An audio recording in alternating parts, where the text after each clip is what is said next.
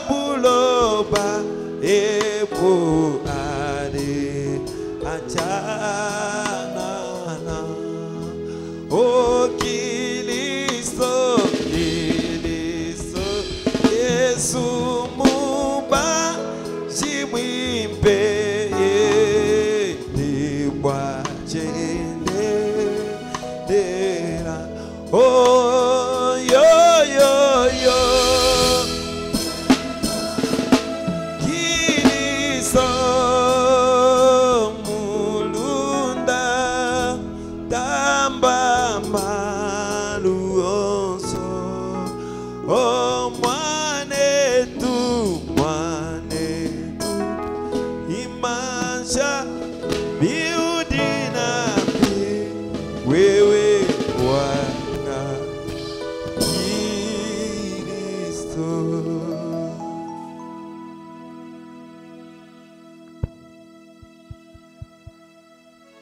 Tuombe.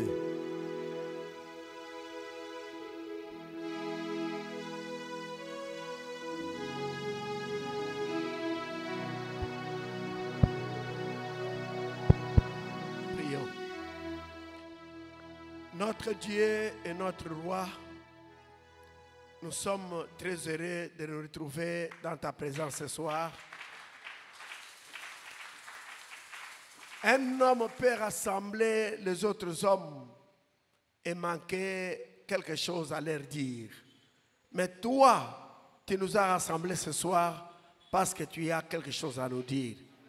Maintenant, descends, dispose notre entendement afin que tout ce que tu vas dire, que nous puissions, au Dieu du ciel, le comprendre et le mettre en pratique. Circoncis, Seigneur, les lèvres, au Dieu du ciel, qui vont parler, mes lèvres et les lèvres de mon interprète. Assiste-nous, Seigneur, du début à la fin, au nom de Jésus-Christ. Amen.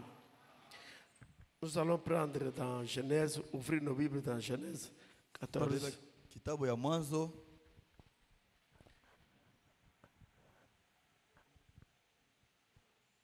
Je prends le verset 12, je lis le verset 12, vous allez lire le verset 13 et nous lirons ensemble le verset 16. Tasoma 12, mtabeba 13 na tasoma shibote ya mwisho ya 16. Genèse chapitre 14 du 12e verset au 16e. Mwanzo sura ya 14 mstari ya 12 mpaka 16. Ils enlevèrent aussi avec ses biens Lot, fils du frère d'Abraham, qui demeurait à Sodome, et ils s'en allèrent.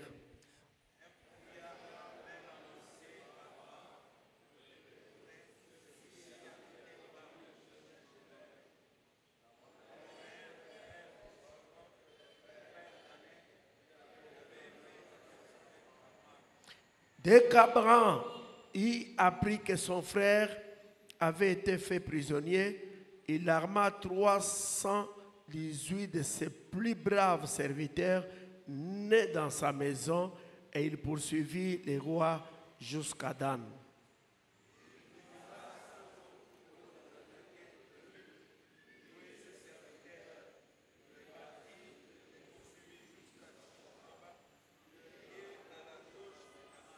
Ensemble, il ramena toutes les richesses, il ramena aussi Lot, son frère, avec ses biens, ainsi que les femmes et le peuple. Que le Seigneur ajoute les bénédictions à sa parole. Veuillez vous asseoir.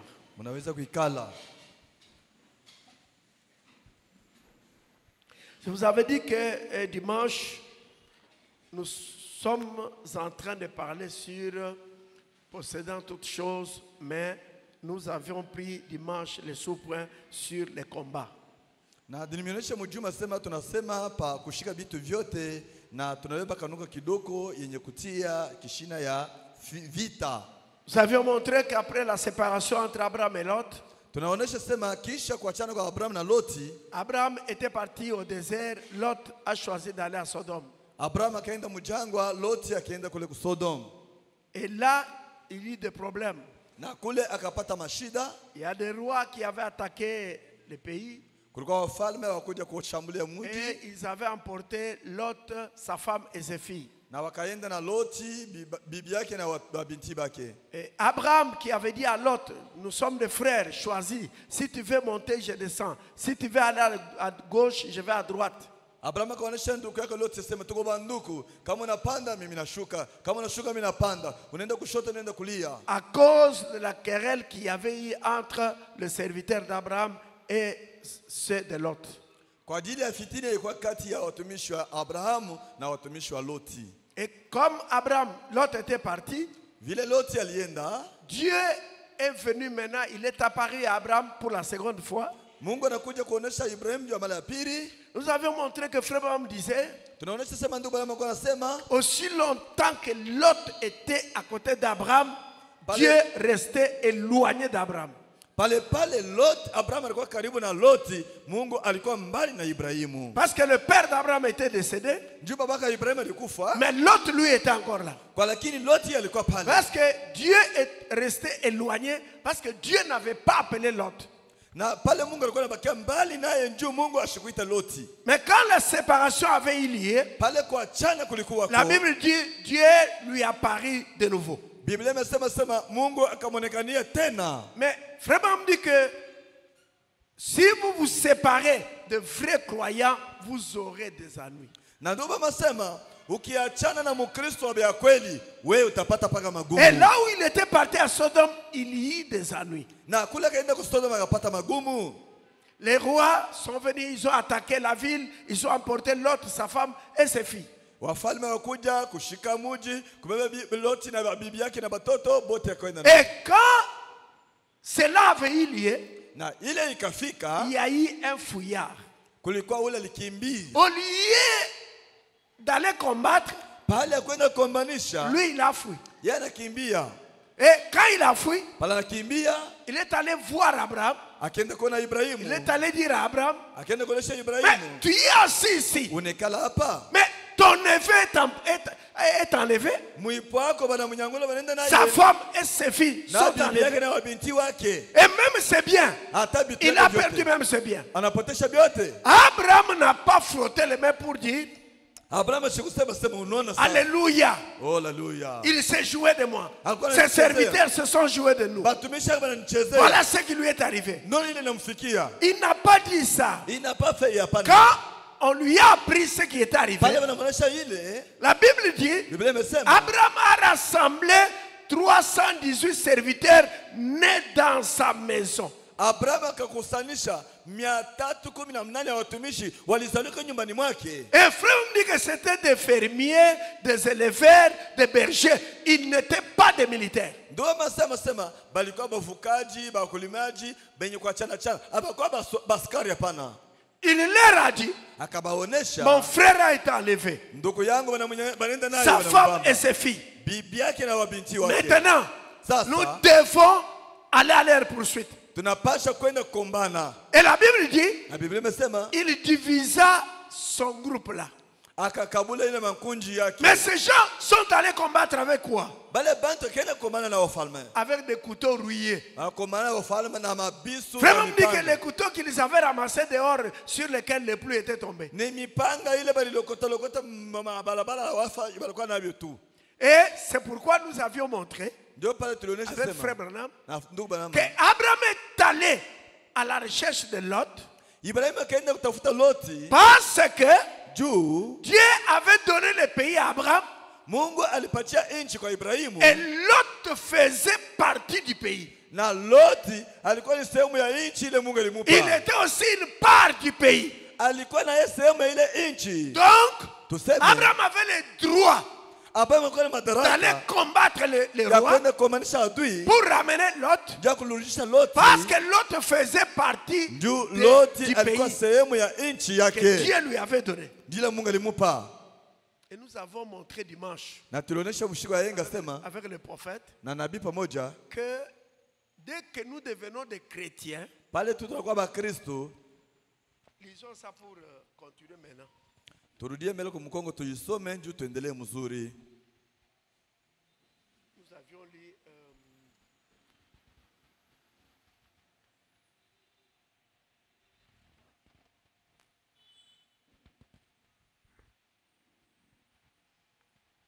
Nous avions lu ceci dimanche. Tulisoma hivi Le siku ya véritable saut de Pâques, paragraphe 79.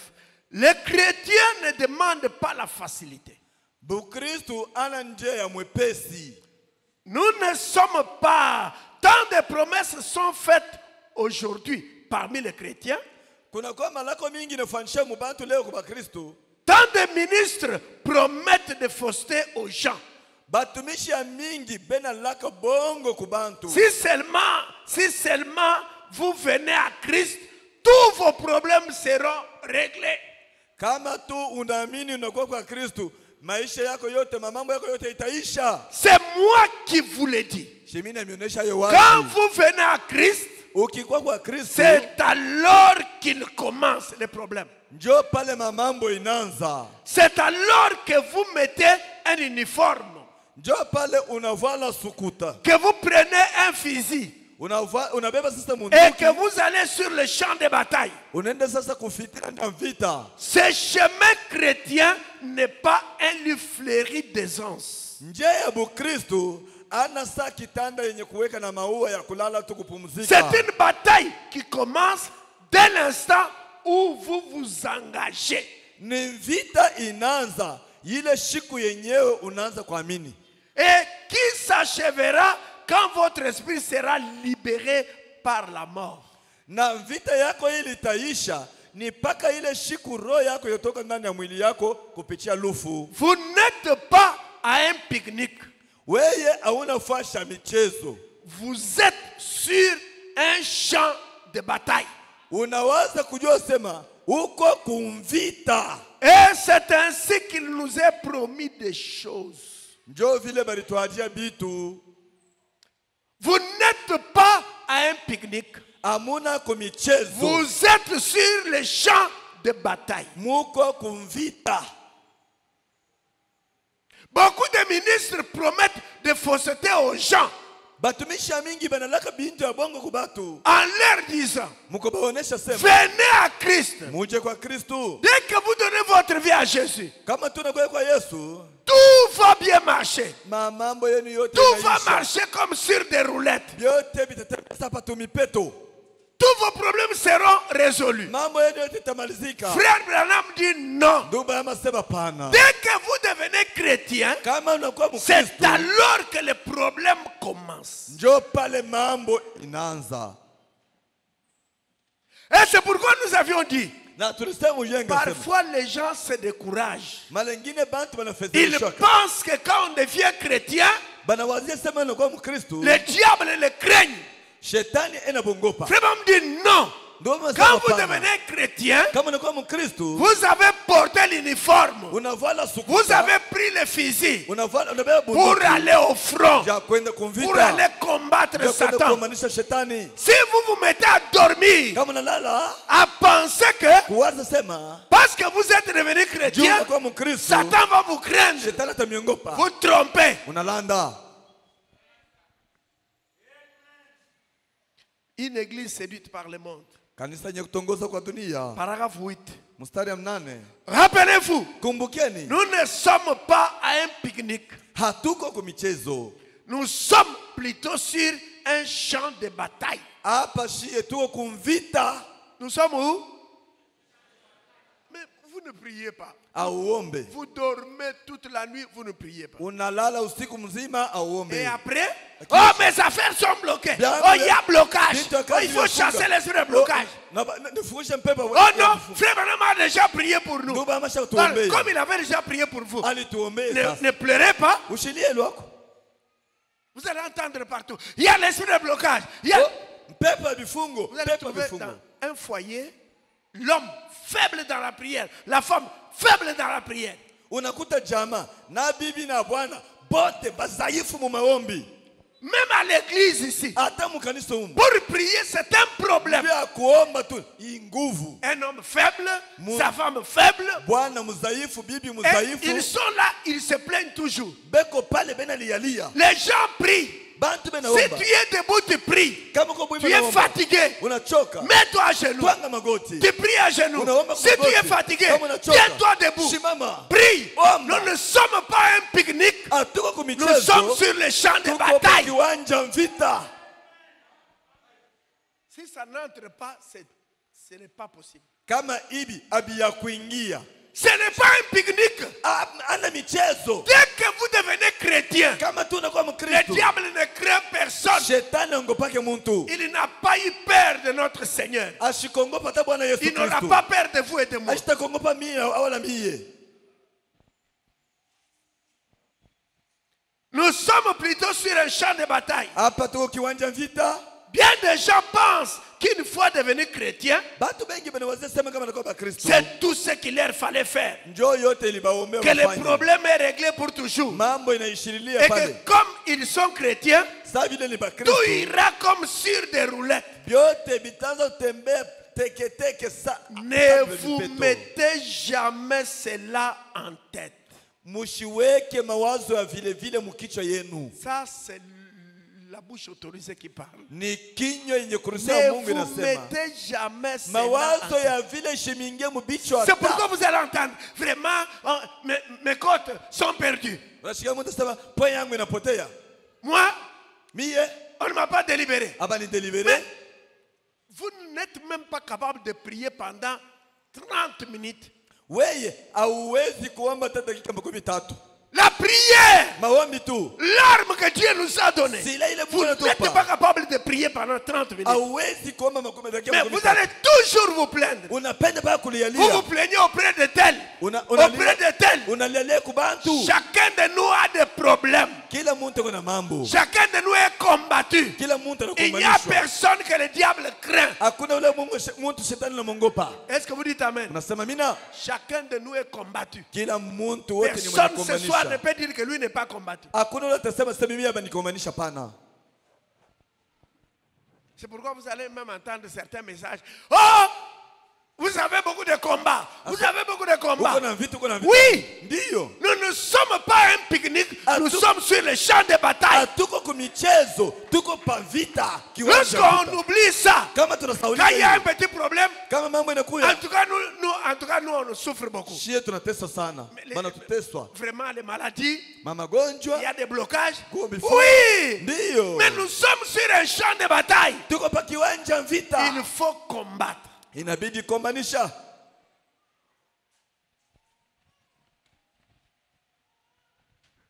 Car Juu. si je suis devenu chrétien, Kama mimi nakuwa Mkristo, c'est toujours une église séduite par le monde. Pas Si comme je suis Mahubiri. devenu chrétien, kama nakuwa Mkristo, c'est pour combattre. ni njuu ya Pour kombanisha. combattre le bon combat de la foi. Kombanisha vita mnene ya imani. Si je suis devenu chrétien, Kama nakuwa Mkristo, c'est pour aller au front. ni njuu ya kwenda kuvita. Nous sommes des soldats chrétiens. Sisi ni waskari wa Kikristo. Et nous devons être formés et entraînés. Na tunapasha kufundishiwa njia kombana. Nous devons connaître toutes les tactiques de l'ennemi Tunapasha kujua masiri zote ya adui wetu. pour savoir comment nous fortifier, Njuu ya kujua gisi kani tunaweza kujipa pour moyo. savoir comment livrer les combats. Njuu ya kujua gisi kani tunaweza Et kupigana. nous ne pouvons le faire qu'au fur et à mesure que le Saint-Esprit nous le révèle. Tunaweza kuifanya mpaka pale tu vile Roho Mtakatifu anaendelea na kutufunulia hayo. Maintenant, écoutez. Avec quoi, je prends un autre point. Avec quoi devons-nous combattre? Na beba nukta nyingine, tunapasha kukomana na nini? Je suis dans le message, le chef-d'œuvre identifié de Dieu, prêché le 5 décembre 1964, paragraphe 63. Niko mu mahubiri kazi kamilika za Mungu mu 64. Oh, amis chrétiens, Barafiki ba Kristo, revêtez-vous de toutes les armes de Dieu. muvale masila zote za Mungu. Ne restez pas en arrière avec une petite idée d'un credo Mushibakia nyuma na mawazo moya hivi ya ou mafundisho ya quelque watu. chose que vous soutenez. Wala kitu fulani kile munatosha. Revêtez-vous de toutes les armes de Dieu. Vaeni masila zote za Mungu. Lorsque vous allez combattre l'ennemi, Wakati munaenda kumanisha adui, comme l'a fait notre Seigneur, sa vile Bwana wetu alifanya. il a montré que le chrétien le plus faible peut vaincre Satan rien qu'avec la parole. Il avait la puissance.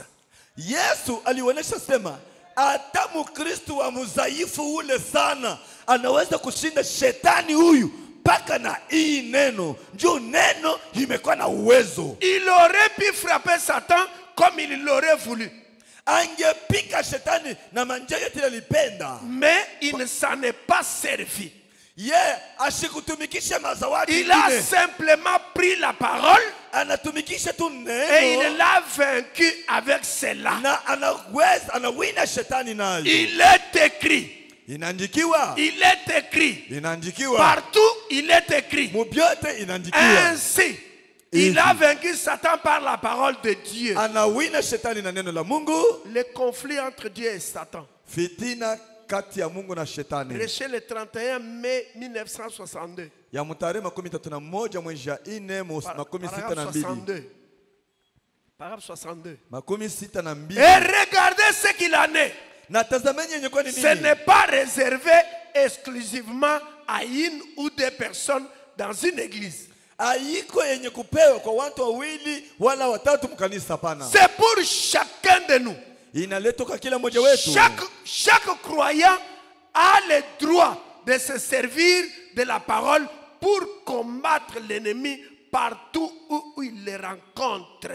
Kila mukristo anakuwa na madaraka ya kukombana na kuina shetani pahali popote atakutana naye. Chaque croyant kila mwaminifu a le droit anakuwa na madaraka de se servir de la parole ya kutumikisha neno pour combattre l'ennemi partout où il le rencontre. Njoo ya kukombanisha naye adui pahali popote atakusanika. Partout où vous le rencontrez, vous rencontrez l'ennemi. Ce que vous devez utiliser, c'est la parole. Jésus l'a prouvé quand il est venu. Il a donc équipé ses enfants avec la parole. Il a donc équipé ses enfants avec la parole pour les protéger contre l'ennemi. Est-ce que vous dites amen? Frère Branham dit, même les chrétiens les plus faibles, il vaincra Satan n'importe où. Dans n'importe quelle circonstance. La chose que Dieu nous a donnée, l'arme qu'il nous a donnée, c'est la parole. Frère dit, quand Satan est allé vers Jésus, Satan a dit à Jésus, il est écrit, Matthieu chapitre 4, il est écrit. Mais frère dit, Jésus a répondu à Satan aussi par, il est aussi écrit. Et c'est pourquoi il dit, chaque chrétien doit avoir la parole. Il doit prendre la parole. Parce que partout il va rencontrer le diable, il va aussi utiliser la parole pour vaincre Satan. Frère Branham dit que Jésus n'a pas utilisé n'importe quel autre don. Il ne s'est pas mis là en train de parler. Satan n'allait même pas bouger. Il y a des gens qui prennent beaucoup de temps. Ils brisent même toutes les écritures que Frère Branham a présentées. Les dons, il y a un temps pour les dons. Ce n'est pas, on commence la prédication.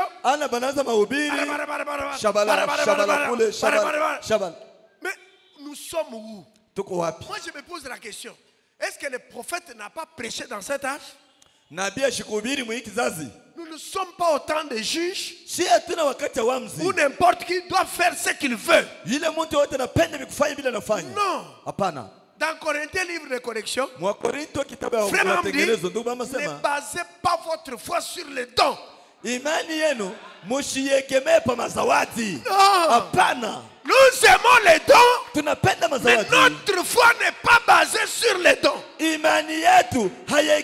Notre foi est basée sur la parole. Et c'est pourquoi Frère Branham dit, il dit, ne perdez pas beaucoup de temps, faites vite, allez tout droit à la parole. hata kukwa mimbo kukwa mazawaji nasema mshikawishe sana bintu mnapitisha wakati mfanye mbio mwende kwa mahubiri ya neno. Parfois ça m'étonne beaucoup. Bila nishangaisha. Vous allez quelque part, Mnafanya fachi mwa hivi. là-bas, Kule il y a un frère qui donne le message. ndugu analeta Il ujumbe. y a un autre qui écrit. Mwingine na njiko kule. Là-bas, Kule kumpembeni na kwa. une sœur qui donne le dada na message. analeta ujumbe Une autre yake. sœur Mwingine na écrit. yeye anaandika. Partout, Mkanisa Je me pose la fashi yote ils ya ont les kutambana. mêmes brochures ici, ou bien ils ont d'autres brochures. Beko paka hii mabroshiri ya Branham hii Frère- wala beko na ingine. Frère Branham dit, Ndio masema dans question-réponse du 12 janvier 61, il dit que Dieu ne donnera pas 50 messages dans une même réunion. ndugu baba sema 50! Mungu ashitoka kuleta maujumbe 15 muujumbe mumukusanyika moya ibada moya. Vous avez 20 scribes. Munakuwa na bandishi 12. C'est pour cela que les gens, hein, quand ils vont à l'église, Pale banakuwa ils mkanisa. ne partent pas pour écouter la parole. Abayende nje kwenda sikia neno. Aujourd'hui, il n'y a pas mon message. Est-ce que hakuna kwa ujumbe yangu? Mungu Moi, ashikusemeko. Dieu n'a pas parlé de moi. Mungu Il n'y ashikusema a njoo pas mon yangu. message. Hakuna ujumbe yangu. Oui, c'est bien le message. Inakuwa Mais mzuri vous ne ujumbe. pouvez pas vaincre Satan avec les dons. Amwezi utenganisha shetani na ile. On ne parle pas à l'église. Si Dieu a parlé, il est souverain. Tunaenda mkanisa. Mungu anasema kupitia masawati. Ni mwenye huru. Nous allons les remercier. Tunampigia Et asante. quand nous prions dans la pièce de dons, Pale tunaomba mchume ya nous masawati. demandons à Dieu, Seigneur, Tunasema as-tu Mungu. quelque chose à dire? Uko na kitu ya kutonesha? Dieu est souverain. Uko huru. Il peut nous parler. Alors, Il tuonesha. peut parler de tel frère Unasema nje ou ndugu de telle fulani, sœur. ya dada fulani. Parfois aussi, Mara nyingine na hiyo. après la prédication, Kisha mahubiri. Dieu peut parler, Mungu anaweza sema. mais Kwa ce lakini n'est pas on prend une heure. ana kubeba saa mzima C'est seulement les dons. paka ya mazawadi. Ici, on parle la langue, on écrit Huku là-bas, banasema là-bas. lugha, huku Ouais. banatafsiri, huku bana script ni Et mbio vous- mbio ya kulukaluka. Et vous, quand vous voyez ça, vous pensez que c'est la parole. Mwe kama unaviona vile nosa. L'ordre est brisé. Hapa njo pale Mungu ashakutandika kileko yake, ashakuikalia hapa. Nous- Japo pale ordre basha kuivunja vunja. Notre foi est basée sur la parole. Imani yetu si hapa inaegemea paneno la Mungu. Parce que les dons, Ndio mazawadi c'est quelque chose de secondaire. ni kitu kia njia ya Le pili. frère Branham a dit, Ndio mama dans sana. chaque assemblée locale, Mukila kanisa iko il doit pahali. y avoir 9 dons. Munapasa kwa mazawadi 9. Est-ce que vous dites Amen? Amen. Dans chaque assemblée locale, Mukila kanisa il doit y pahali. avoir... Mazawadi 9 inapasha kuwamo. Qui croit ça? Nani anaamini vile? Si vous retranchez quelque chose, c'est-à-dire que vous avez mal fait. Kama mnakatala mazawadi na mwena mwenu Les mnafanya dons, nous ne les jetons pas. mazawadi atuikatali. Non, non. Apana. Mais nous ne pouvons pas venir ici. Don Don, tunakuya hapa don. mwimbo yote inakuwa mpaka mazawadi. Nous sommes les croyants du message du sang de la Siye tuko waaminifu wa ujumbe wakati ya mwisho. Notre foi est basée sur la parole. Imani yetu inaegemea pa neno la Bwana. Parce que les dons, Ndio mazawadi. sans la parole, Bila neno parfois le diable se glisse. shetani anaingia Si vous kama. n'avez pas la parole, Kama muna vous na allez neno. découvrir comment. Mtajua je sema hapa ni shetani anasema. Vous croyez ce que je dis? Mnaamini ile anasema? Il y a quelques années, les anciens qui sont ici savent. Alikasisi. Kuna miaka bazee beko wa banajua. Hapa palikasia. Alikasisi. Alikasi, Il y a palikasi. eu un réveil terrible. Kulikuwa uamsho ya nguvu sana. Au début, c'était très bien. Kumwanzo. Ça bénit les gens. Bilikuwa bizuri Mais binabariki. avec le temps, Mumuendelea on wakati. n'a pas veillé sur la parole. Hapa kuangalishishe neno. Et le diable est entré. Shetani anaingia. On peut chanter, on chante, on chante. Banaimba. Vous allez voir. Allez, un message. Ujumbe natoka. Mes enfants, Batoto yangu. vous avez très bien chanté pour moi. Unaniimbia mzuri sana mimi Mungu wenu. C'est fini. Hapa On kunaishi. ramasse les offrandes, partez à la Balokote maison. mazawadi. Hivi munaimba, hakuna tena kuhubiri. Mlokote masadaka mtoke mwende lwenu, mnanyabudu kunaishi. Partez à la maison. Twende kunyumba. Mais la parole. Mungu anasema.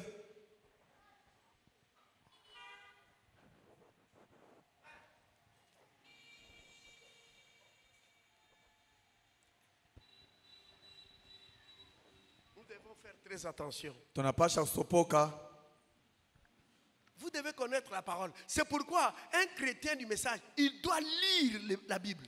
Ndio kwa maana Mkristo mwaminifu wa ujumbe anapasha kusoma Il neno, doit anasoma lire la Biblia. Bible. Asoma Il doit Biblia. lire le message. Anapasha kusoma Il ujumbe. doit écouter les Anapasha bandes. sikia Il mtepe. doit écouter les bandes. Anapasha sikia mtepe.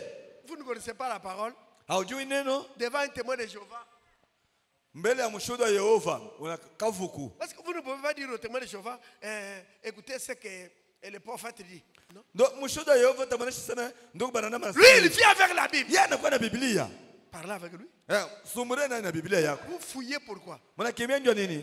Surtout de ce côté ici. Kwa lakini kubadati. Il y a les femmes témoins de Jéhovah. Banamuke bakitemo ya Yehova banakuja. Jéhovah a dit, Unaona Yehova Mungu unasema, moi je ne peux pas parler avec vous. mie siwezi kusema na Moi mweye. je suis une croyante du message. Niko mwaminifu wa ujumbe Moi toka. je crois au prophète. Naamini nabii.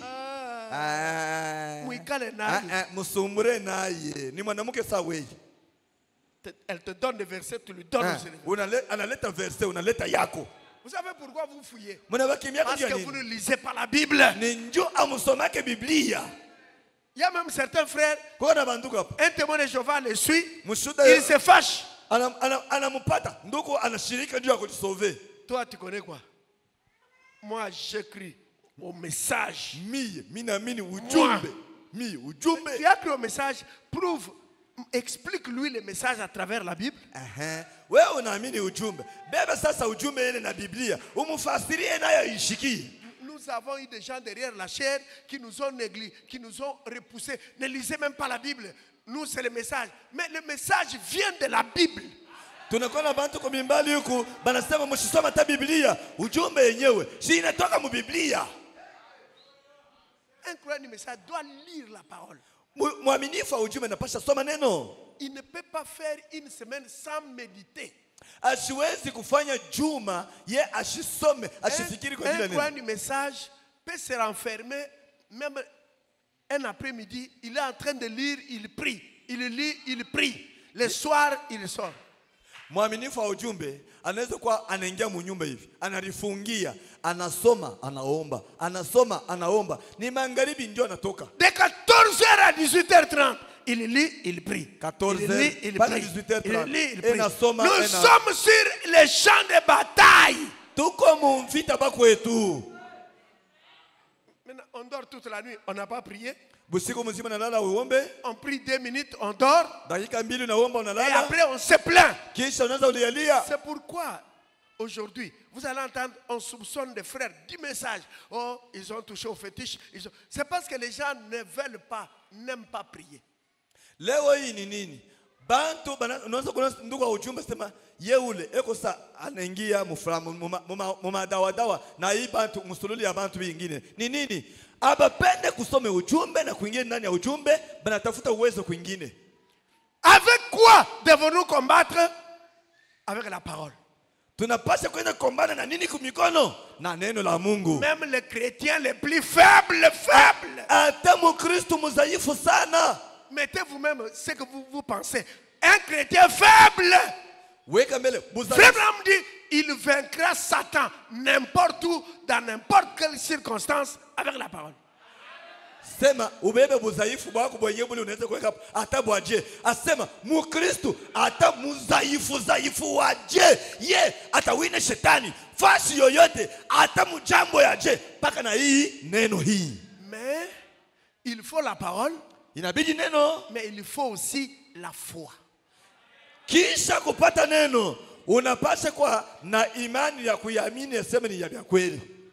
Pour que la parole devienne efficace, vous-même vous devez la croire.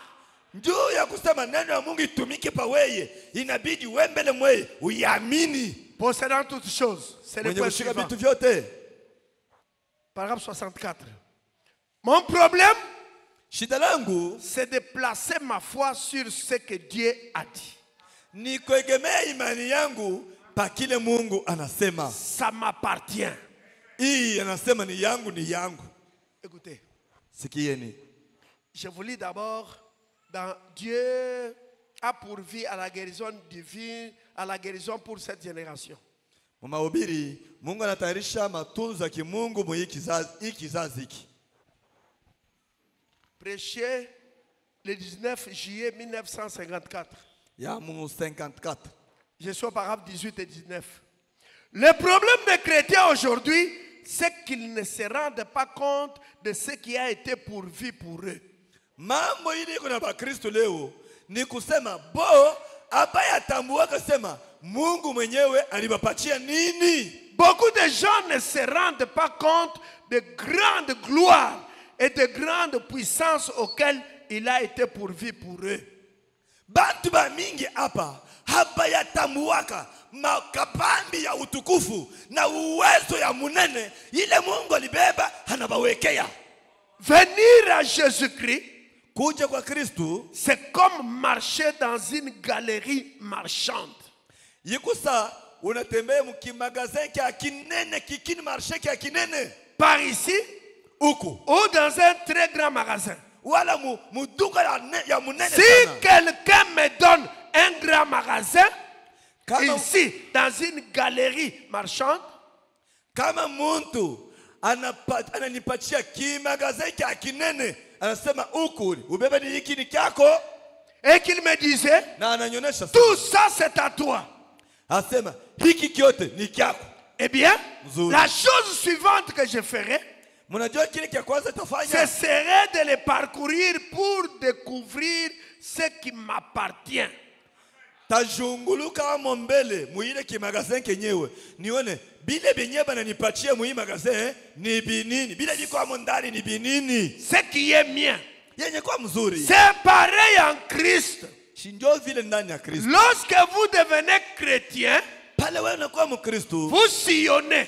Vous unazunguluka découvrez ce qui vous appartient. unaangalishisha mbele yenye kwa yako ni Ce nini qui est à vous. ile yenye kwa yako. Maintenant, frère Abraham, écoutez, il dit, Ndio bana masema tout est à vous. vyote ni vyako, Ça vous a été donné gratuitement. ili kupewa bila kuomba kitu. Tout c'est pourquoi Christ est mort est à vous. Yote yenyewe Kristo alikufia chini yako weye, Ça vous a été donné gratuitement. bali kupatia hiyo bila kuomba ya nyanya. Il dit, Asema tout est à, tout c'est pourquoi Christ est mort est à vous, à chacun de vous. yenyewe Kristo halikufia iko yenu kwa mwewe benyewe benye kwa ndani ya Kristo. Est-ce que vous croyez ça? Amen. Et vous avez un carnet de chèques qui porte le nom de Jésus au bas. Na munakuwa na karne ya mashek yenye kwa na mot de passe kule chini. Et il est dit, Na nasema inasemewa tout c'est pourquoi vous envoyez ces chèques au Père, tout ce que vous demandez au Père, en mon nom, je le fais. ye anasema sema yote ile mutenda kuomba kwa Baba, mnamtumia sasa unipatie kitu fulani, na unasema sema mimi nakiomba ni mjina la Yesu, ye Baba atafanya nini? Hatanipatia Et hivyo. frère Abraham dit, Na dans le Yakobo fondement anasema, fondamental pour la foi, misingi kamili ndio il imani. dit que lorsque vous priez au nom de Jésus, Sasa wakati unaomba mjina la c'est Yesu, comme si c'est Jésus lui-même maana yake ni iko qui est en train de prier. niko sani Yesu ye mwenyewe naomba Mungu baba yake. Il dit, Asema et vous avez simplement peur de les remplir, c'est tout. mambo ni nini? Weye uko na boka ya kusema sema Mungu nipe kifulani na kifulani na kifulani. 19. Eh bien, Nzuri. si j'allais dans un grand magasin Kama ningeenda mu et magasin qu'on me mwene, disait que tout était à moi, na bananyonyesha sasa vyote ni vyangu, je regarderais sur chaque étagère ningeangalia pa etageri yote pour voir ce qui m'appartient. nione ni nini yenye kwa yangu. Et pour certaines choses qui sont là-haut Juu ya binti vile vile viko kwa mbari et que je pourrais à peine atteindre, na bila siwezi kufikia, j'irai me chercher une échelle. tenda kutafuta mungazi, Je monterai afin de pouvoir regarder tout autour tapanda nje kwenda kuona ngando kando et voir tout ce qu'il y a là. na kuone ni binini bili bikwamo. Ne voudriez-vous pas faire cela? Amupende ufanye vile. C'est comme ça. Njo vile. Lorsque nous entrons en Christ, Wakati tunaingia ndani ya Kristo, si quelque chose semble être un peu plus haut, kitu kiko mpe yulu, on monte les marches de l'évangile tunapanda kile mungazi ya injili. pour découvrir ce qui vous appartient. Na tunaona ni nini yenye kwa yetu. Dieu a une échelle qui atteint la gloire. Mungu eko na mungazi inafika paka mu utukufu. Jacob l'a vu une nuit. Yakobo aliiona usiku moja. Il y avait des anges Kulikuwa qui pa malaika montaient balikuwa napanda bena shuka. et descendaient Bena shuka. de la terre à la gloire. Na kutoka mu utukufu na paka pa dunia Tout kupaka utukufu. est à vous. Yote ni yenu. Est-ce que Dieu il a un problème ici? Il vous dit tout est. Anasema sema byote ni byenu mweye. Mais vous dites amen. Est-ce que vous comprenez ça? Munasema amina. Dieu a pourvu à cela pour vous. Mungu hanatairisha ile juu yenu. Montez-y ce soir. Mupande pa hii mungazi. Gravissez du coup. Mupande kwa ghafla. Éloignez-vous de ces gens terre à terre ici. Shimwachaneko na bantu ba chini chini yaba. Qui disent Bale les banasema jours des miracles sont passés. wakati ya mijizi shapitaka. Nous ne sommes pas des gens terre à terre. Si yaba hatuna bantu ba chini Nous sommes chini. des gens ciel à ciel. Si lwetu tuko bantu ba mibiwango wango. Remplis du Saint-Esprit. Benye kujaza na Roho Mtakatifu. Escaladant l'échelle Tunapanda qui mungazi mène à la gloire. yenye kutupeleka mu utukufu. Tout ce qu'il y a le long de toute de la route nous appartient. Pale tunapanda byote tunakuta mubalabala mule tunabeba ni byetu. Tout ce pourquoi Jésus est mort nous appartient. Byenyewe Yesu alikufia kwa msalaba ni byetu shie. Et frère me dit assurément. Ndugu Branham anasema hakika mtumishi. On vous donne sur Orange là, on vous donne un magasin. Banaenda na wewe ku Orange kule banakupatia Un magasin. banakupatia magazin. Maintenant, on Ça, dit ça. ce magasin ici est à Unaona hii ni yako wewe. vous. Vous êtes là devant le magasin. Wewe unaangalia mbele. C'est un grand magasin. Hii ni amunene sana. Mzuri. C'est un grand et beau magasin. Mzuri sana hii magazin. C'est pour moi ça. Ni yangu hii, yangu Tu mimi. ne sais même pas ce qu'il y a à l'intérieur. Mbele au yu hata ndani muko nini? Frère Madame dit, Ndio tu msema. dois entrer. Unapasha ingia. Regardez sur chaque étagère. Unaangalia pa kila etagere. Ici, il y a quoi? Ni nini iko hapo? Tu parles. Ici, il y a Hapa quoi? ni nini iko hapo? Ici, Hapa sur napo l'étagère. nini iko hapo? Tu regardes partout. Unaangalia Tu pahali ouvres popote. partout.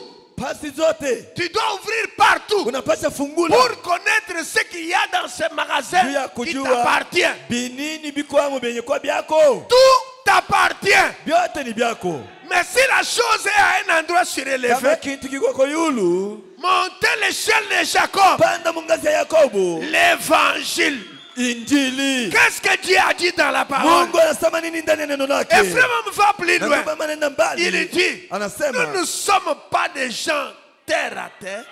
Shiyaba hatuna bantu ba chini chini. Avec ce grand et puissant message. Na hii ujumbe mnene ya kabambi ya uwezo. Lorsque vous entrez en Christ, Kama naingia ndani ya Kristo, Dieu vous donne un carnet de chèques. Mungu anakupa karne ya sheke. Et Na c'est déjà signé au bas de chaque page. baisha chapa kule chini. La signature, c'est Banasema Jésus. sema Yesu Maintenant, asha vous, kulipa ce weye. que Dieu vous demande, Pale Mungu anakuonesha c'est sema, remplir les chèques.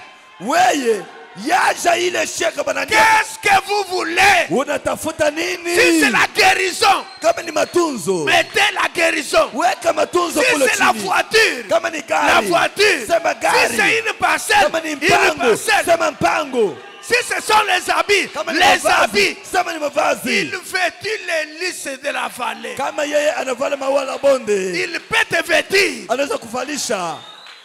Remplis le chèque. Yaja ile sheke, Remplis toi-même. yaja we peke. On te dit remplis. Banakuonesha sasa yaja. On a dit quoi? Unasema je? Nifaje? On a dit quoi? Bana unasema Rempli. nini? Ni yaje. Mais Mais je vais mettre quoi? Taweka nini? Mimi mwenyewe. Sasa shida na shikufunde masomo. Mais, c'est comme un tirage. Je C'est vais comme ça, demander quoi? attirage. Je vais demander quoi? Omba, Je vais niombe demander nini? quoi? Niombe nini? Tu n'as pas de besoin. Hauna na mahitaji. Il y a des gens, Kuko bantu Dieu veut les bénir. kama Mungu anapenda kumbariki. Lui, regarde d'ailleurs. Yeye anaangalia mbele ngamo na ngamo. On lui dit, Banamuonesha sema, que veux-tu? unapenda nini? L'homme est malade. Mtu ni mgonjwa. Il est à la piscine de Bethesda. Kukishima ya Bethesda. Le maître, l'ange là, Malaika yuko qui pale. descendait dans l'eau, Alikuwa a anashuka pale. changé d'adresse. Anabadilisha. Et dans Jésus, Eko ndani ya il Yesu. se tient devant les malades. Anasimama mbele yake. Que veux-tu? Unapenda nini? Veux-tu être guéri? Yeye unapenda bakutunze. Non, mais Shina na muntu quand l'ange anatupa descend, mumbai.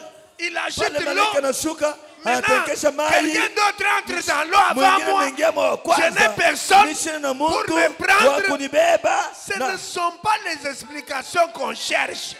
ana ile njobe na kuuliza. On te Wewe unapenda Qu'est-ce que nini? tu veux? Unapenda Veux-tu nini? être guéri? Unapenda utunzwe? Tu te plains, tu pleures. Wewe Mais- baali ya kusema Tu viens à l'église. unajitombolea tombolea. Tu viens à l'église. Unakuwa Tu mkanisa. vois seulement l'homme qui parle. Unaona paka muntu ndio Toi, tu ne anasema. vois pas Dieu. Wewe uone Mungu. Qu'est-ce que tu veux? On Unapenda t'a nini? donné les chéquiers. Wanakupatia ile mkanda On kuyasha. a déjà signé. Basha kusema Tu sema dois remplir. Yesu ashakulipa. Remplir. Wewe sasa shiyashi na bidi unapenda. Et c'est pourquoi frère on dit, Ndio kama ndugu bana ne sema. faites pas comme les petits poissons dans le fleuve Nil. Usifanye saa kanda kale kamoyo hivi mubali ya kunil kule. Pourquoi tu ne grossis pas? Ndio nini unenepe? Parce que je bois de l'eau modérément. Mimi nakunya kwa maji kidogo kidogo ishiishe nishinde Pourquoi? Parce que si je buvais beaucoup, nikikunya ya mingi hapo. ça risque, le Nil risque de sécher. Maji inaweza kukauka. Petit poisson. Mimi nashinda kwa Quoi kuishi. non? Kasamaki Quoi? kidogo. Kunywa. Quand on dit remplissez les chèques. Pale wanasema sema muyaje shek. Unaangalia C'est comme anaangalia ça. mbele. Ndio vile banasema. Ils ont toujours dit ça. Et vous sortez, ce n'est pas la faute de Dieu. Unatoka unaenda. Frère, Ana on dit, kosa ya Mungu. nous ne sommes pas des gens terre à terre. Shi hapa. Hatuna bantu ba chini chini hapana. Vous allez trouver quelqu'un. Vous savez, moi, je connais la Oh, parole. minajua. Il n'a jamais mangé au restaurant ici. Yeah. Bila nasema sema. Kuri yako tu mu restaurant ya bei, aishi ayikuri yako. Il y a des gens ici qui n'ont jamais mangé. Ils ont pris tout. Ils ont spiritualisé tout. Au restaurant, ils n'ont jamais mangé. Kuko bantu hapa. Ye byote ni paka bya kiro. Neno anakula ni kiro. Byote ni mkiro. Mumwili humu ashtafurahika. Une Yeye femme- yake pala taenda kule. Une femme peut dire à son mari, Bibi tu anaonesha bwana yake. je te donne chez au restaurant, tu kakurie. On peut aller aussi manger au restaurant, non? Ah, laisse ces histoires-là. Arrête ça. Il y a Tu as des démons. l'argent. Oui, on a mon goût. Vous savez, nous irons dans la gloire. Shiyaba.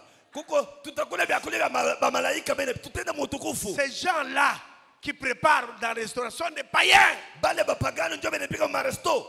Hein? Mais ceux qui fabriquent la farine sont des païens. Vous avez tout spiritualisé. Même manger au restaurant, c'est un péché. Biote binakuwa vya kiro. Des gens terre à terre. Bantu ba chini chini. Vous savez qu'il y a ici, je pose la question ici dans cette salle, il y a des gens qui n'ont jamais mangé même une tranche de pizza ici. Kuko bantu hapa. Aya kula kataka kipande ka pizza. Un jour, j'étais avec un frère.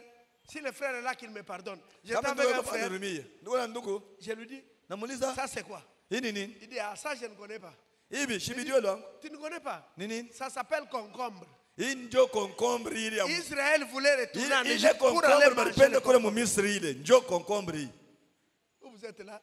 Vous avez même terminé l'université. Vous ne connaissez pas concombre ni nini. Et Ma- votre problème, c'est tout à non, Ma il ne faut somme- pas tout spiritualiser. Nous ne sommes pas des gens terre à terre. Non. Madiplome ya masomo ya yulu unaishi. Me kuishi tu bintu bimoyo hivi unaishi vya chini. Sio shi tutenda kwa Frère, dit que nous sommes des gens chini chini. ciel à ciel. Shie letu bya yulu yulu njo byetu. Si tu vois quelqu'un, Kama unaona mtu, lui, yeah. makuta nini? L'argent c'est quoi? Makuta ina kintu. Ah, l'argent, c'est Attention rien. à Makuta. Même s'il n'y en a pas, J'ai le Saint-Esprit. niko na Roho Mtakatifu ndani C'est mwangu. faux. C'est faux. Dans le Unarilanda. message, Ndani ya ujumbe. là où je pense que les pentecôtistes sont faillis. Moulin la Paragraphe 18. 10 et 18. Frère Bam dit, si vous avez le Saint-Esprit, tout ce dont vous avez besoin se trouve en vous. Ile unarifundika njia ya kujisove. Ndani ya ujumbe ndugu bana anasema sema pale na wazia bakipenta banaanguka mstari wa 10 na 18. Anasema sema kama wewe uko na Roho Mtakatifu, byote biko ndani ya Roho Mtakatifu mule. Vous, toutes les cravates sont les cravates d'un combo. Makravati yako yote ni paka ya kuchakula pa kifurushi. Chaussettes et en combo. Chaussette ya nkombo, Bilates et en combo. chaussures memema, Drap et en combo. le drap qu'on n'en parle pas, Ma coussin et ma bitch en combo. na ile Terre, les gens terre à terre. bantu chini chini. Une sœur peut préparer. Auta shigeta harufu ya sembe kunipika gumu. Dada anaweza kuingia mumpishi, anatosha shimoko hata rufu kidogo, aishikirike sema ile bene pika ni nini? Hakuna binini. Matungulo, il hakuna tomate. n'y a pas d'oignon, de tomate, non, il n'y a pas d'ail.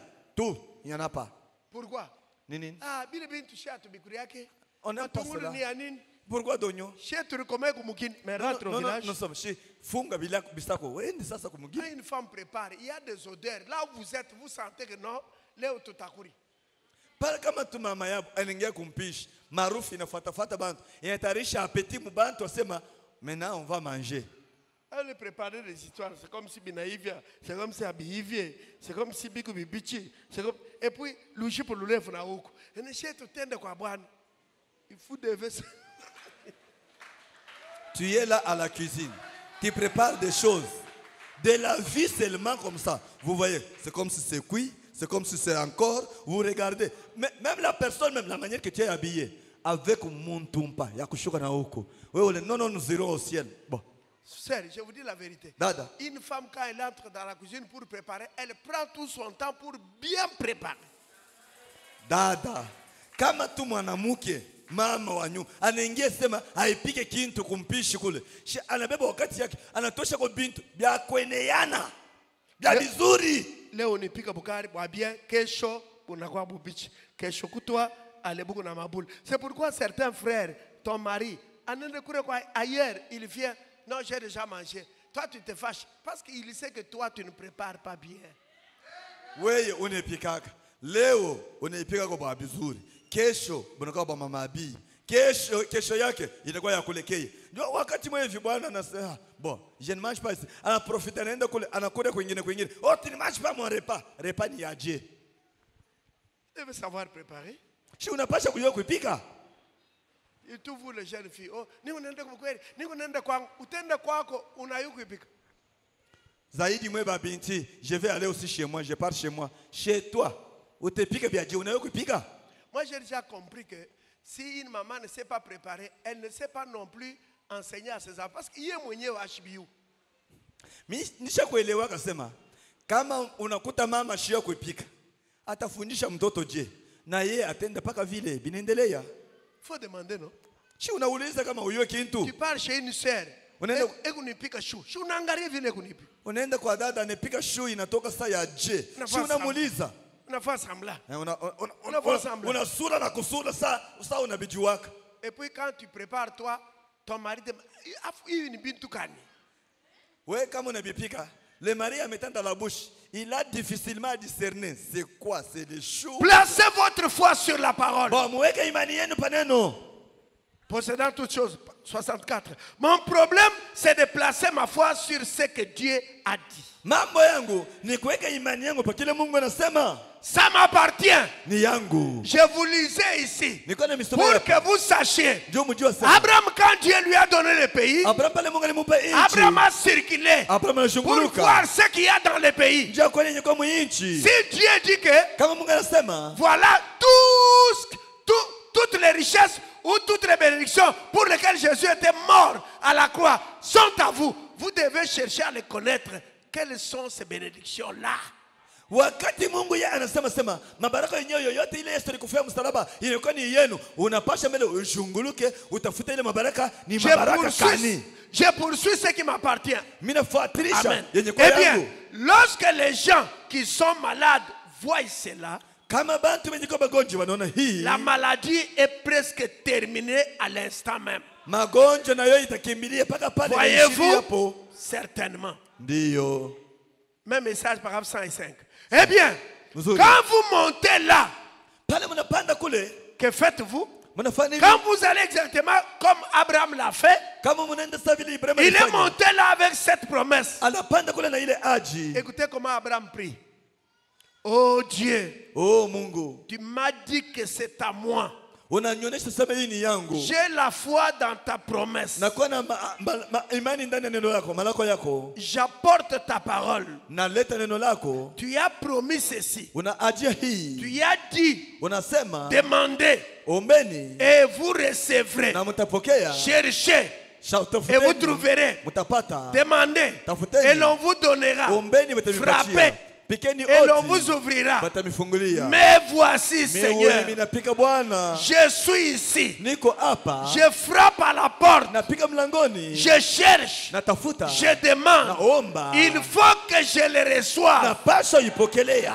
Voilà. Tazameni sasa. Quelque chose se produit Kitu à fulani ce kinatendeka ile moment-là. wakati ya vile. Oh, lorsque vous présentez cette Wakati parole-là, mnaonesha ile neno ye mwenyewe Abraham alisema. dit à Dieu, Kama mtu anaonesha c'est Mungu. toi qui m'as donné ce pays. Nipatie hii Tu nchi. m'as dit que ce pays Unanionyesha hii m'appartient. nchi ni yangu. Maintenant, Sasa, l'autre aussi, l'autre na il yeye. m'appartient. Ni wangu. Mais il a été enlevé. Sasa Oh Dieu. Dieu, Oh Mungu. souviens-toi de ta parole. Kumbuka neno lako. Parce que Juu. le pays Hii m'appartient. nchi ni langu. Je réclame ce qui m'appartient. Natafuta hii yenye kwa ni yangu. L'autre aussi L'autre m'appartient. naye ni wangu. Et Na. il est allé combattre. Anaenda kuombanisha. Et Dieu lui a donné la victoire. Mungu anampatia ushindi. Parce que Juu. il le faisait conformément à la parole. Alikuwa anaifanya kufuatana na neno la Mungu. Conformément à la promesse de Dieu. Anaenda kufanya kufuatana na malako ya Mungu. Dieu te dit, Mungu anakuonesha toutes les bénédictions mabaraka ya Mungu yote rédemptrices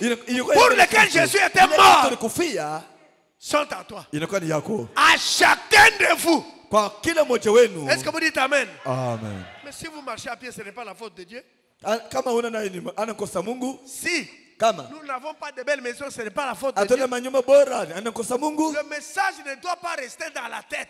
Ujumbe haipasha bakia Nous mkichwa. devons aller devant Dieu. Tunapaswa kwenda mbele ya Mungu. Oh Dieu, Oh Mungu, tu m'as dit unanyonyesha que toutes les bénédictions, mabaraka la zozote guérison divine, mapotoza ya ça kimungu m'appartient. ni yangu. Tu as dit, Seigneur, Unasema Bwana, les bénédictions spirituelles, baraka ya kimungu physiques, ya kimwili tout ça, yote ça m'appartient. ni yangu mimi. Maintenant, regarde, Sasa tazama. je suis locataire. Nalipia. Je refuse cette fille. nakatala hii maisha Je ne kulipia. veux pas être locataire. Sipende kwa mlipia. Je veux une parcelle. Napenda mpango. Je veux une belle maison. Napenda nyumba Je mzuri. veux une jolie Napenda voiture. gari Parce nzuri. que tu avais payé le prix pour Wewe ça. ulinipa bei juu yangu. Je ne veux pas avoir une vie terre à terre. Sipende kuwa na maisha chini chini. Non, Seigneur. Hapana, Je Bwana. veux Napenda vivre ciel à ciel. maisha ya yulu.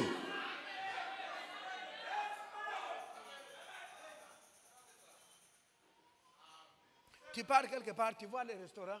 Unaenda fashi moya? Une restaurant. Restaurant VIP. Une restaurant. Hii ni ya baba. Et puis vous avez un langage. Ekonato. Hein? Moi, je ne peux pas dire que fulani Ase, kunato. ye Moi eko aussi nato. ni kunato. Yeye ni mtoto wa Mungu, Mishi na mtoto wa Mungu. Qui est c'est bien, c'est lui seul qui est fils de Dieu, Mishi na mtoto wa Mungu. Secouez votre esprit. Chemusha mbele roho yako. Comprenez que ce que nous lisons, c'est la parole éternelle de Dieu. Elewa sema, hii tunasoma hii ni neno ya milele ya Mungu. Les cieux et la terre passeront, Mbingu na dunia itapita. mais cette parole ne passera Hii neno jamais. itapita kamwe. Frère Branham dit, Ndio anasema Dieu a une difficulté. magumu na Mungu iko nayo. Dieu Mungu a une difficulté. eko na magumu. C'est laquelle? Magumu ni ya je. C'est de faillir Ye ashwezi Dieu ne peut kuanguka. pas faillir. Ashwezi kuanguka. Quand il prononce une parole, Kama nasema msemo il fulani. dit, moi, Mie je peux te promettre. naweza kulaka. Frère Eva, Ndugu Eva, demain, kesho je vais te donner 10 000 francs. takupatia 10 000 francs. Le lendemain matin, Kesho asubuhi tu viens. unakuya Mais les 10 000 Nasema, francs, tu vas ndugu yangu, Mon cher, excusez-moi, j'ai eu beaucoup de unirumie contretemps. ko J'ai eu beaucoup de niko na contretemps. mambo mingi. Pardonnez-moi. Unisame. Je ne serai pas à mesure. Shijue bwa. Mais Dieu ne peut pas faire ça. Mungu atafanyaka vile. Jamais. Ata. Il ne peut pas retirer sa parole. Ye ashitarudia kumkonga na neno lake S'il ata. t'a dit que toutes les bénédictions sont à toi, elles sont à toi. Kama ye anasema sema, hii mabaraka yote ni yako wewe, ni yako. Et frère me dit à chacun de vous. Ndugu mama sema kwa kila mmoja wenu. Est-ce que vous dites amen? Est-ce qu'il a dit toutes les bénédictions rédemptrices pour lesquelles Jésus était mort sont à vous qui avez terminé l'université? Anasema hapa sema hii mabaraka yote ile Yesu alikufia ni mpaka mweye benye kana madiploma ya universite. Hapana? Pasteur, John Micharit avait terminé l'université. Aujourd'hui, John Micharit, il avait étudié dans quelle université? John Sharit ni universite kani alifanya? Le Dieu de Branham est capable. Mungu wa Branham ni muweza yote. Capable. Muwezaji. Même si tu ne sais pas écrire ton nom, hata kama uye il kuandika peut jina yako. t'élever. Anaweza Tu kukuinua. engages les universitaires ici. Unalokota banye ku universite, unabaweka kukaji. Tu les engages Unabaweka kukaji, avec unabalokota. l'air français. Pourquoi? Il est le Dieu des paradoxes. Unababeba na mauniversite yabo, unabaweka mukaji. Juu ya nini? Ya Mungu ni Mungu wa maachanisho kama tu unamwamini. Quelqu'un te regarde. Muntu anakuangalia. Tu as beaucoup d'argent. Hein? Una makuta mingi. Mi. Moi, Shinata na shikish. on te regarde. Ye anakupandisha sema, tu te laisses voir comme tu as beaucoup d'argent. Unasema vile. Si on te dit que tu as beaucoup d'argent, dis Amen. Si useme amina. Tu dois d'abord croire et ça va suivre. Weye tangure mbele makuta yukufuata kumkongo. Une vie terre à terre. Maisha ya chini chini. Kesho uko kwa cordonnier. Leo uko kwa cordonnier. Paka way. Et puis tu as même le courage de dire mon cordonnier. Weye kila shiko ni mapapa na bilato kwa cordonnier. Unakuwa tena na client préféré mwenye kwa principal. Tu montres à Dieu la parole, ce qu'il a dit. Shioneshe kwa Mungu neno lake. Écoutez, la brèche entre les 7 âges de l'église et les 7 sceaux. Pengo kati ya bizazi saba ya kanisa na miuri saba. Je suis au paragraphe prêché le 17 mars 63, paragraphe 105. Mustari 105. L'autre jour, Siku ingine je lisais. nilikuwa nasoma. J'étais à Tombstone, Nilikuwa ku au Tombstone. musée. Et Kumize. je regardais les photos de Geronimo. Nilikuwa naona sasa mapicha ya Geronimo. Geronimo. Peut-être que beaucoup d'entre vous pensent que Geronimo était un renégat. Na bengine kati yenu banawazia sema Geronimo alikuwa ni muntu mjambazi tu. Pour moi, c'était un Américain authentique. Kwangu mie, alikuwa Mwamerika wenye kwa bya kweli. Il ne faisait que combattre pour ce qui était juste. Ye alikuwa anakombanisha juu ya kupata kenye kwa haki. Ce que Dieu lui avait donné. Kile Mungu alimupa Un pays. inchi. Dieu lui avait donné un pays, Mungu alimupa inchi. une nation, Taifa. un endroit pour vivre. Fashi ya ye kuishi. C'est vrai. Dieu nous a donné ce pays. Mungu anatupa hii inchi. Il a mis beaucoup de richesses. Anabeba na mautajiri anaweka Vous allez ndani. voir les gens. Non, nous, on ne fait pas la politique. Mais donner aux Rwandais Mbebe inchi mpatie wa Kirwanda. qu'ils viennent nous fouetter. Babebe batupike fimbo. Je n'ai jamais vu des gens aussi faibles que les chrétiens. Shia onaka bantu bazaifu sa ba Ils Kristo. démissionnent comme ça facilement. Est-ce Les- qu'on vous a dit de prendre l'arme? Banakuonyesha bebe sila. Nous avons une arme que Dieu nous Tuko a na sila donnée. yetu. C'est la prière. Ni maombi. Nous devons prier. Tunapasha Il y a kuomba. des gens qui ne veulent pas prier. Kuko bantu bapende kuombea inchi. Ah, ile mambo ya politika ituangalie shei. Politika ituangalie. Aimiangalie mukuri sasa. Manger. Manger. Beaucoup d'argent, ça part là-bas pour l'effort de guerre. Mambo ye makuta yote Et inaenda quand vous kuvita. êtes là, même ceux qui ont étudié, ils se plaignent. Oh, mais cet homme ne fait rien. Vous voyez, Il n'y a rien. dollar, Après il faut pas Quito, prendre. dollar, Vous ne savez pas qu'il y a la guerre. Amon yo se kuvita.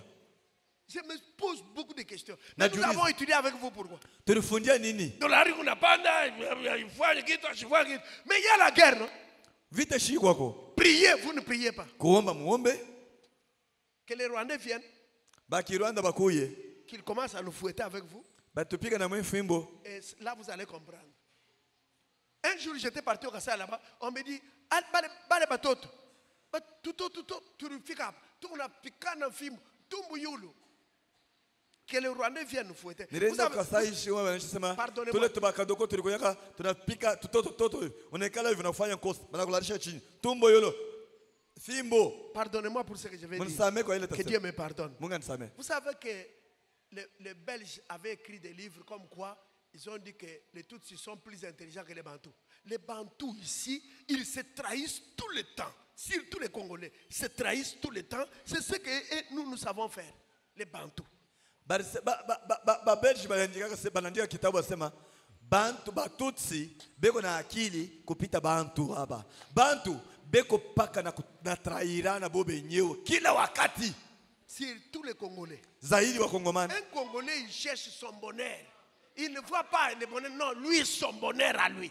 Mukongomani, ye ashitafutake, donc, batu bote, batu bote, ye antafuta biangu mbele. Même dans le message, atanda nya ujumbe, miye mbele. Le frère est béni, au lieu de le soutenir, de prier pour lui, on dit, bitanguka bagapa. Ça ne doit pas, il ne prendra pas du temps.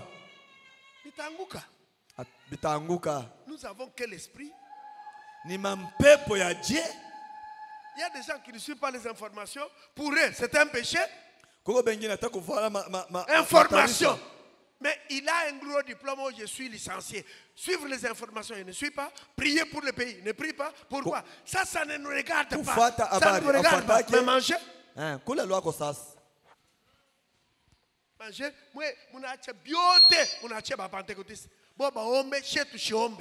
ce sont des pentecôtistes qui doivent prier. Nous n'allons pas prier. Géronimo, il s'était battu pour le pays que Dieu lui avait donné. Vous dépassez les Juifs. Israël, les Palestiniens sont entrés là-bas. Vous savez ce qu'ils font? Ils bombardent la Palestine. Ici au Congo, l'armée est à l'est. Les Wazalènes sont là. Mais nous devons prier. Seigneur, c'est toi qui nous as placés sur cette terre. Tu nous as donné la richesse. Nous sommes combattus à cause de ça. Descends, viens combattre pour nous. Siye shitungetwanga magoti, tunapika mabombu ya nguvu kule, tunasema Bwana, unatupatia hii inchi ni yetu, unatupatia na mali ndani, kuya sasa, ukombanishe juu yetu, juu ya vita.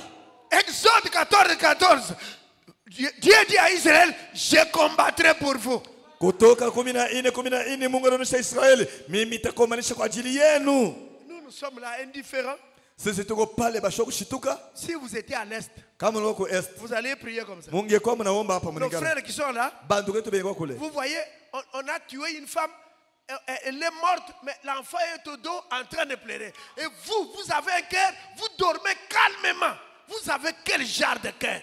Munaona banaua mwanamke banampika risasi mtoto yeye anaanguka mtoto anabega pa mgongo analia me muonekana mnalala kimya hivi ni Mungu na roho ya je ndio pahali ya kuomba.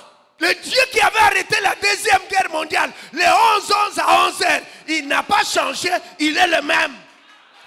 Ule Mungu alisimamishaka vita ulimwengu mzima le 11 masaa ya 11 ashiabadilika anasema eko mmoja jana leo hata milele. Dit que Géronimo se battait pour ce que Dieu lui avait donné. Un pays, une nation, un endroit pour vivre. Je ne le condamne pas. Et lorsque ces soldats blancs sont arrivés là, et que par la force ils ont occupé le pays, na nguvu yobo banabeba tena ile et qui nchi les exterminait comme un tas de mouches. balikuwa banaosa banjinji. Il y avait là la photo originale des quartiers médicaux de Géronimo. Kulikuwa ile picha ya mwanzo ya Quartier général. ya fashi ya bitu vyote vya Geronimo. Quartiers médicaux de Géronimo. Ou de son hôpital.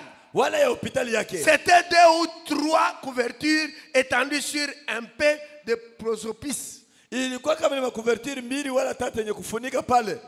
Et ces authentiques Indiens d'Amérique qui étaient blessés, Na bale ba Amerika ba kienje balikuwa wanapata bilonda. qui combattaient pour leurs droits reçus de Dieu.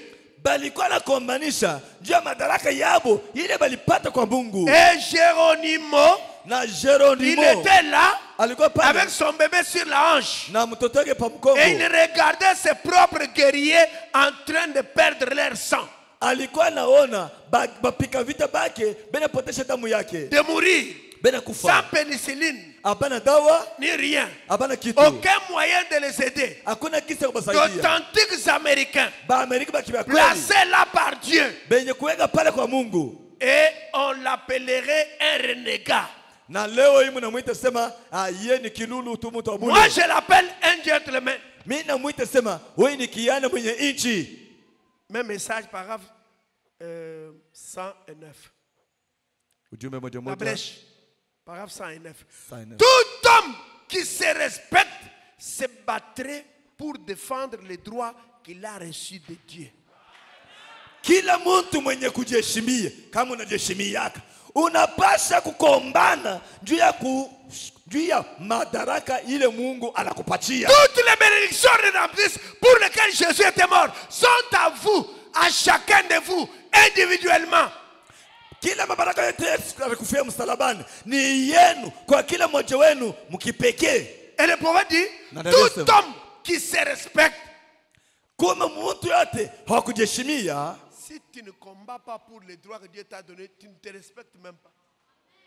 Vraiment, kama aukombane juu ya madaraka ile Mungu alikupatia, ni kuseme aujiheshimiaki. tout homme qui se respecte se battrait pour défendre les droits qu'il a reçus de Dieu. Kila mtu mwenye kujiheshimia anapasha kukombana njia ya kutimiza madaraka yote ile Mungu alimpatia. Ce qu'ils ont fait à l'Indien d'Amérique, Ile balifanya bainja wa c'est Amerika. une tache sur le drapeau américain. Ni inakuwa ni doa ya damu pakiwafua ya Amerika. Après tout cela lui appartient. Njoo yote Huyu ile ilikuwa appartenait. yake. Cela lui appartenait. Ile ilikuwa ni yabo. Je vais lire quelque chose. Tasoma kitu moja. Tout homme qui se respecte doit se battre pour défendre les droits que Dieu lui a donnés. Kila mtu mwenye kujiheshimia anapasha kukombana njoo apate utele ya madaraka yote ile Mungu alimpatia. Possédant toutes choses. Mwenye kushika kitu kyote D'ici mai 62, paragraphe 60. makumi sita.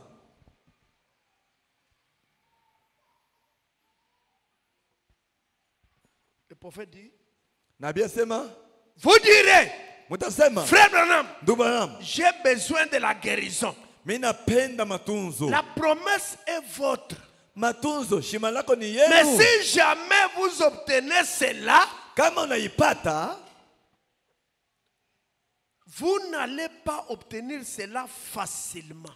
yo matunzo ile hautaipata kwa mwepesi hivi Je hapana. vais vous le dire, il vous faudra arracher cela à Satan. Matunzo ni yenu, hautaipata kwa bulebule tu hivi. Na mionyesha sema unapasha uende uinyanganye kwa shetani. La guérison vous appartient. Matunzo ni yenu. Toutes les autres bénédictions sont à nous. Mabaraka yetu ni yetu. Mais Kwa lakini nous devons aller combattre pour arracher cela à Satan. tunapasha kwenda kombana njoo kwenda kunyanganya ile kwa shetani. Vous pensez que c'est facile? Unaona ni mwepesi? Les exploits de la foi. Matendo ya imani. Prêché le 13 décembre 53, paragraphe 58b. Tarehe ya 13 mwezi wa 12 mstari wa pili. Le prophète dit ceci. Nabii asema hivi, Je le crois de tout mon cœur. Nayamini na moyo wangu mzima. Et je crois que nous sommes dans l'âge de la bataille. Na minamini sema tuko mukizazi ya vita. Nous sommes dans quel âge? Kizazi ya vita. Il dit, ne le pensez-vous pas? Na mwe mwazie vile. Ne reculons pas. Tushirudie nyuma. Si les gens veulent reculer, Bakupenda kurudia. qu'ils reculent. Barudie bo.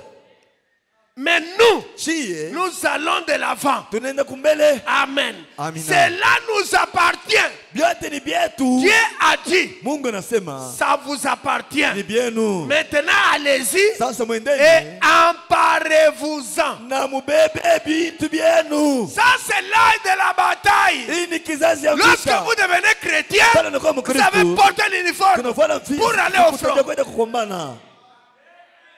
Vous ne voulez pas ça? Vous pleurez, vous pleurez.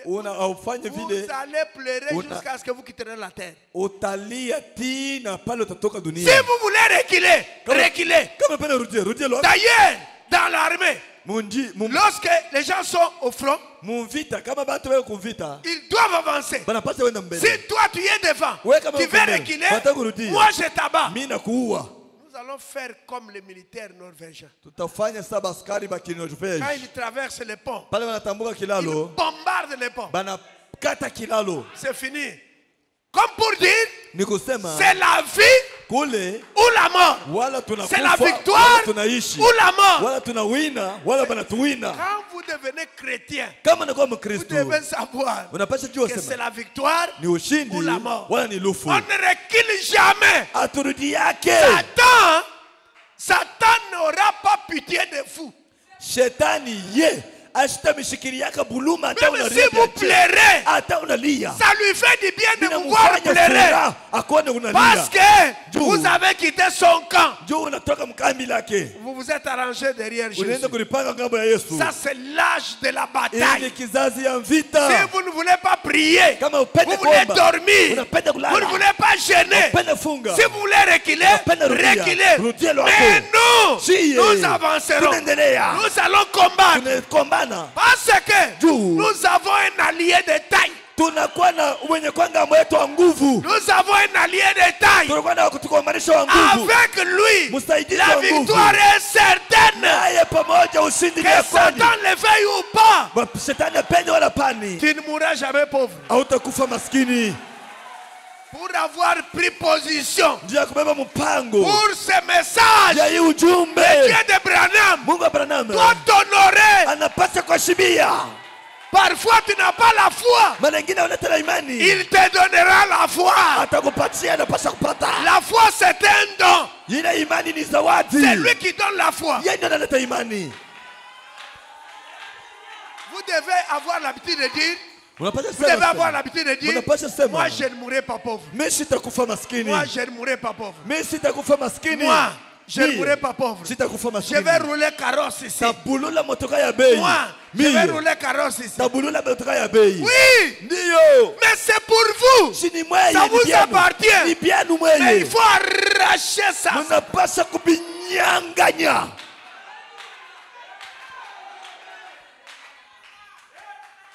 La rédemption dans sa totalité dans la joie. Ufungulivu ndani ya utele mubyote katika tena Prêché le furaha. 30 mars 54. Yenye kuhubiri tarehe 13 mwezi wa 3. Je suis au paragraphe 27 et 28. Niko kufungu ya 27. Nous allons prier maintenant.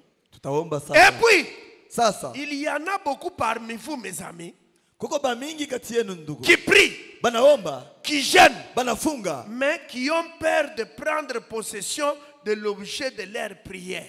kile benaombe, kile benafungie, kile benafanyisha ile kama nafika mbele yayo, banashikia boka ya Ils kuibeba. prient, Banaomba, ils jeûnent, banafunga. mais Kwa lakini, ils ont peur beko na boka de prendre possession Ya- de l'objet de leur prière. ya kubeba bile benyewe banavombe, banafungia. C'est vrai. Ndio Voyez? vile. Unaona? Eh bien, Mzuri. ça ne vous avancera en rien de gêner et de prier. Ile mafungo na ile maombi ya mrefu itakusaidia kunini kama nafika mbele ya kitu kenye kinaombea unashikia boka. À moins que vous n'ayez des œuvres qui accompagnent ça. mambo inapenda utembee na matendo yenye kusindikiza kile yenyewe unaomba. Vous aurez beau avoir toute la foi possible, Inabidi uko na imani yoyote, ça ne vous avancera absolument à rien. haitasaidia kitu À moins de vous avancer paka tu usonge juste mbele. là, Pale de pale faire face à la chose ukombane njoo ya et kitu de vous kenyewe et de vous en emparer. na unaibeba, C'est tout. njoo yo. Vous devez aller de l'avant. Unapasha Vous kwenda devez mbele, vraiment faire le pas unapasha kwenda mbele et le faire quoi qu'il arrive. kufanya hata bina compliqué. Quand vous demandez quelque chose, Kama naomba kitu fulani, allez le chercher. lamuka, Dieu a wende, dit- uifuate. Dieu a dit que Mon- ça vous appartient. Mungu anasema ni yenu, wende uitafute iko wapi. Alors n'acceptez rien de moins. Usiende kuichikia kitu kia chini kuliko Allez kile chercher uliomba. ce que vous avez demandé. We wende salula tafuta kile kenyewe uliomba. Faites ça Fanya vile et voyez les résultats. na uone sasa Oui. matukio. Ndiyo, Ne reculez pas usirudie nyuma en disant, eh mkuseme bien, je vais accepter sa faute de mieux. bo nibebe kwa tankingo vile shipate motoka. Je vais prendre ce qu'il y a de mieux. Nibebe kwa mimi tabeba paka ya Dieu mzuri. m'a promis ce qu'il y a de mieux. Kila Mungu alinilaka shini kia C'est kizuri. ce que je veux. Ndio kile minapenda. Et pendant ces 23 ans où je l'ai servi, Hii miaka 23 namtumikia Mungu. il m'a donné cette place-là. Ananipatia ile fashi ya Et mzuri aussi ile. longtemps que je le crois Pale mimi namwamini et que je l'aime na mimi nampenda et qu'il m'aime, na yeye ce ananipenda. sera exactement comme ça. Bitafika paka vile vile. Parce qu'il est tenu d'exécuter sa parole. Ndio ye anapasha kuheshimia paka neno lake. Tout ce que vous demanderez en priant, Yote mtaomba mu maombi. croyez que vous l'avez Mwamini reçu. sasa Et mnaipokelea. cela vous sera Na ile accordé. itamipewa. C'est ce qu'il a dit. Ndio ile nasema. Pas vrai? Ana vile. C'est bien. Ndio mzuri. D'accord. Ndio yo. Pas quelque chose de moins. Ana kitu kia chini. Moi, je demande une Jeep, Mimi naomba jeep. pas une moto. Ana pikipiki. Je lui dirai non, Père. Tasema Je n'ai pas demandé la moto. mie pikipiki Je hapana. demande la Jeep. Mimi naomba ni Ne jeep. dites pas, Ah, je usiseme. prends la moto faute de mieux. Savi motoka Non. ina kwa Ce pana. qu'il y a de mieux Wewe beba ya mzuri. sont à vous. Njo yenu. Ne dites pas, Usiseme. je prends seulement les vélos Ni bebe watai faute kinga. de mieux. Vile shipate Je kingine. me dis non. Hapana bwana.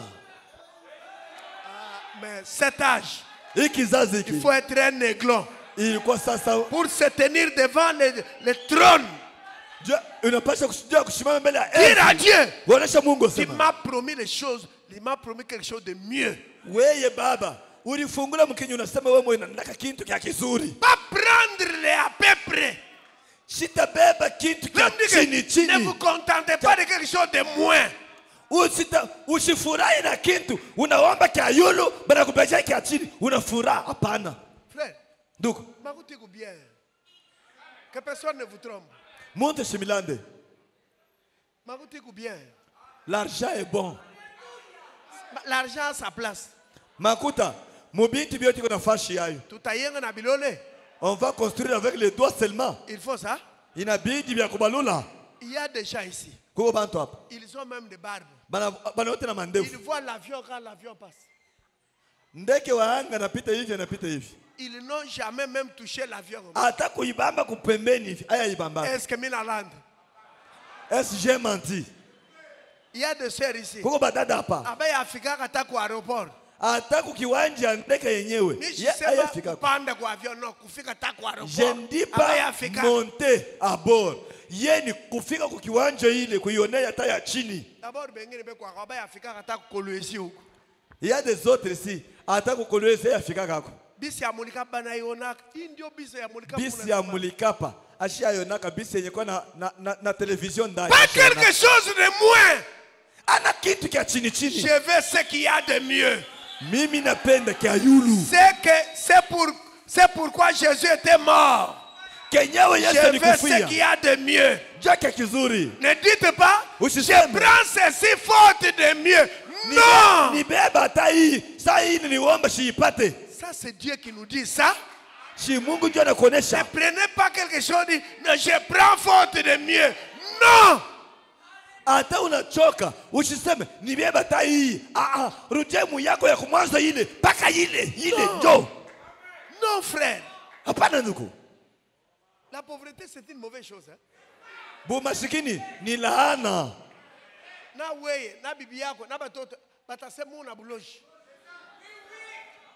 Si vous êtes pauvre, on va vous taxer de sorcier. Frère Branham dit, ça ne sert à rien de prier, de jeûner, si vous ne pouvez pas avancer pour dire, je prends. Abisaidie kukintu.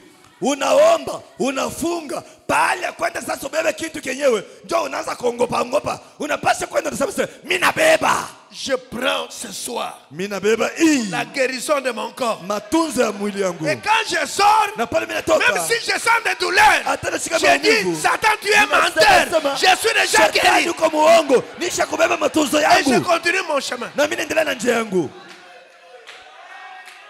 Est-ce que tu peux aller ce soir? Unaweza kwenda jioni leo. Tu arrives chez toi. Unafika kwako. Tu es devant la porte de ta maison. Unasimama mbele ya mlango yako. C'est la dernière année Ni mwaka yako ya kwanza. que je vis dans une maison de location. Moi, Mie je vais ériger une belle maison. tayenga nyumba Je mzuri. commencerai à recevoir tes fils et tes filles. Tapokea batoto wa Mungu Et na même mabinti tes wa Mungu. serviteurs. Na batumishi wa Cette Mungu. année, la dernière. Hii mwaka ni ya mwisho. Ça, c'est fini. Kunaisha. Tu as déjà parlé. Usha kusema. Ce que tu diras, Ila utasema. le ciel a dit OK. Mbingu inaandika Parce inachapa. que ça t'appartient. Juu vyote ni vyako. Est-ce que vous dites Amen? Mnasema mina. Mais pour avoir ça, Je kupata il ile. faut arracher. Inapendeza Il faut kunyanganya. combattre. Unapaswa kombana. Qui veut combattre? Nani anapenda kombana? Qui est prêt pour Nani combattre? anapenda kombana? Qui veut arracher? Nani anapenda Qui veut kunyanganya? combattre? Nani anapenda kunyanganya? Tenons-nous debout. Tushimame wima.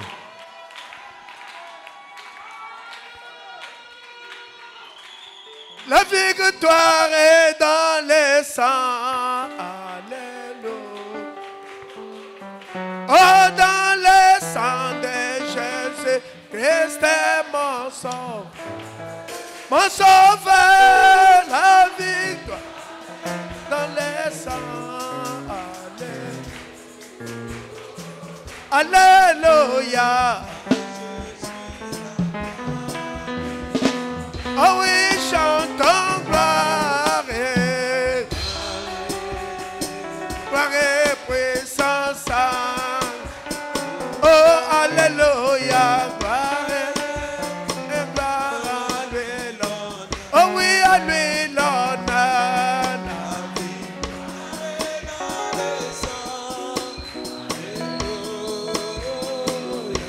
Alléluia. Oh Jésus.